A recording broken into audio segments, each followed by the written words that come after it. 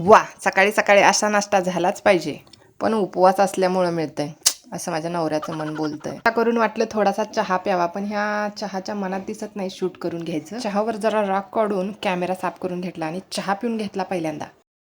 नंतर दुपारी लक्षात आलं, अरे आपण स्किन केअर चॅलेंज घेतलेला आहे, तर काहीतरी केलं पाहिजे. असा मस्त असा पॅक बनवून घेतला आणि तोंडाला असा मस्त लावून घेतला. काम चालू असताना सुद्धा गॉसेप काय सोडायची नाही. नवऱ्याच्या कामाच्या मध्ये त्याला डिस्टर्ब करून करून गॉसेप त्याच्याबरोबर केल्याच. फेस पॅक लावून झालेला आहे आता. तर आता म्हटलं काय करावं, टाईमचा सदुपयोग काय करावा. तर म्हटलं हां, देवासाठी छान असे वस्त्र शिवून घेऊया. म्हणून मी हे माझ्या स्वामींसाठी छान असे वस्त्र शिवलेत बघा.